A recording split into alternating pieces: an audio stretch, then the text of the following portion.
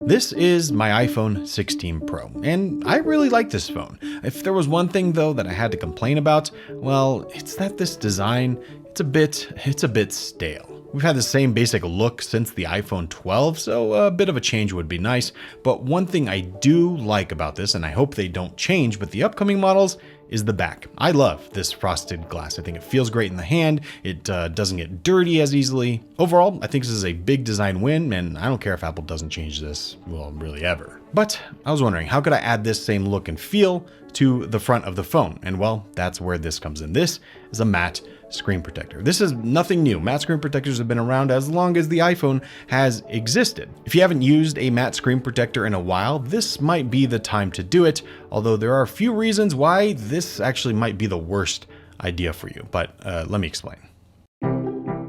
I uploaded my first YouTube video back in 2009, which is kind of crazy. Kind of makes me wish I tried a little harder because the channel would probably be doing a little better than it is, but that is a story for another day. But back when I started, I was purely emulating. It was like a straight one-for-one copy of this guy named It's Me Morpheus. If you are an OG on tech YouTube, you have probably heard that name. Now, unfortunately, he passed away, but he, I think, was a big inspiration for a lot of different people, and that was no different for me. And what he covered on his channel was just straight up iPhone accessories. This was back in the day where cases, screen protectors, different random accessories that you would just find and companies would come out with.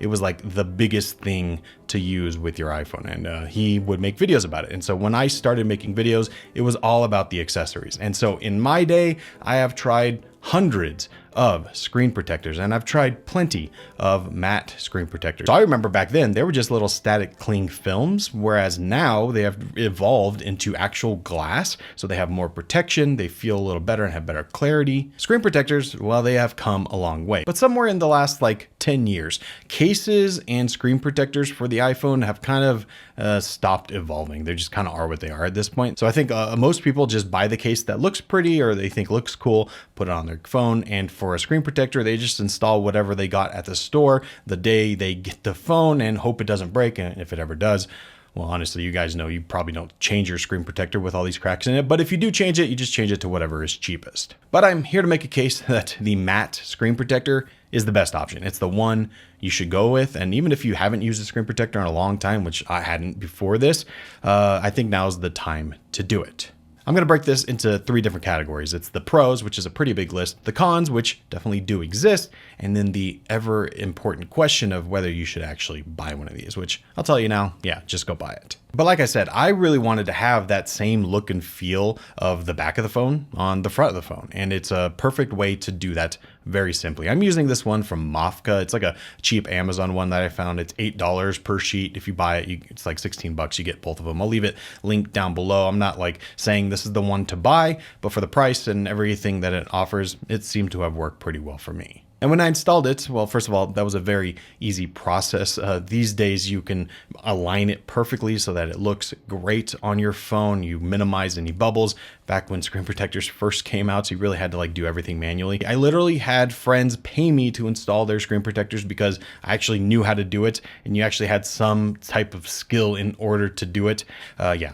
Needless to say, we've come a long way, but the install is super easy. But as soon as I did it, I realized, hey, this actually is exactly what I wanted. And that comes in a few different ways. The biggest thing is probably the feel of it. It is super smooth and lets your finger just glide across the screen. And with that, you don't get any of those fingerprints or smudges that you would expect with a glossy screen. And so if you just want a great experience where your screen always kind of looks the same, well, this is a great way to do that. So you don't really have to clean it all that often. And I just absolutely love this look. I have really been on like a matte screen kick for a little while. My Pro Display XDR has the nano texture glass, and I really enjoy that look. You really realize how many glares you're looking at all the time when you don't have a matte display. And so now if I have the option to go matte, that's pretty much what I'm doing. The iPhone doesn't have that option, although I would not be surprised if that comes in a future iPhone. But for now, that's not an option unless you go third party. I don't know. I just love the way it looks, both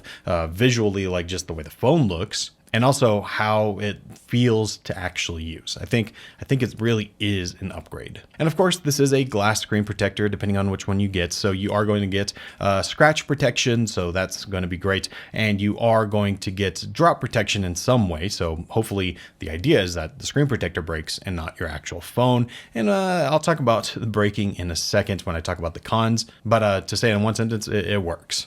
And if there was one last little pro that I wasn't expecting at all, it's that this actually does give you some form of privacy from other people looking at your display, if that's something you care about. I know privacy films seem to be kind of popular where if you're on an off axis, you're not going to be able to see what's on the screen. This kind of does that, only because if you're not looking directly at the screen and kind of tilt it, the light that is hitting it kind of just makes everything look white and you don't really see what's going on the screen. I mean, you can, but it's much less than the regular display. So that's a little bit of a nice feature there if it's something that matters to you. Now that brings us to the cons, and well, they're very intimately intertwined with the pros because they're kind of like two sides of the same coin. So like I said, they are great for protection, but for this particular one, at least this Mafka one that I have installed on mine, well, it breaks extremely easily. I've tapped it like barely at all and seen it shatter. In fact, as I was recording shots for this video, I cracked the screen protector. I don't really know how it happened, but I was filming with it, put it in my pocket, took it out, it was cracked. I don't know what happened. I didn't drop anything,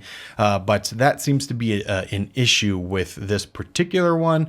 Although again, they're so cheap, I don't really mind. And I've used this one for months without it breaking. And because it came with two, I just installed the new one. But at the same time, it's a screen protector. So if it breaks, well, that's fine because I don't really care. That was kind of the point of it protecting my screen. Now, another interesting thing here, which is for me a pro and a con, is the dynamic island. And one thing I really wanted is a full coverage screen protector, which this is. So it covers the entire dynamic island and you don't have any cutouts or anything like that. And I like that a lot. That is exactly what I wanted. I hate the screen protectors that have like a notch cutout or anything. Those, they look disgusting. Don't even come near me with those. But this one covers everything. But because, you know, you want your camera to work, you want Face ID to work, the dynamic island section is glossy. And so it looks noticeably different than the rest of the screen. And for most of the time, that's not an issue. But if you're using dynamic island features, well, that's when it can kind of look strange because you have just this one pill-shaped glossy area. And then you just have these like artificial black bars next to it. So because the glossy section can't change when the dynamic island shifts and adjusts in size, you can just notice it a little bit more. You get used to it and it ends up not being an issue, but something to keep in mind. And then if there was one thing that I think is probably a deal breaker and is why a lot of you probably wouldn't want one of these, it is the clarity. One of the best things about modern smartphones is how great the displays are. And well, when you slap one of these screen protectors on them, you are definitely sacrificing some of that clarity. Now, again, you get used to it. And I think some of the pros outweigh this con, at least, you know, depending on what's important to you, but it is certainly noticeable. In fact, I took these shots here side by side so you can see what really that difference looks like. And yeah, that shot is not blurry. It is completely in focus, but that is just what the screen now looks like with this matte screen protector. And then if you look at what it looks like without one, I mean, it is a stark difference. So yes, the clarity is definitely less. But like I said, for me at least, I think the other pros outweigh this, but I don't know, you tell me. So should you get one of these? I think the answer is absolutely yes. Even if it's just for fun to try something out, they are relatively affordable. Again, I have some linked down below. You can try them out. If you hate it, just take it off and you spent, you know what, $10 and maybe you end up loving it. And then it kind of changes the way you use your phone. You don't have to wipe off fingerprints. It's super easy to glide, looks pretty nice. Now, yes, did I just make an entire video on a matte screen protector? I did, but it's because I started using one. And well, I'm glad I did.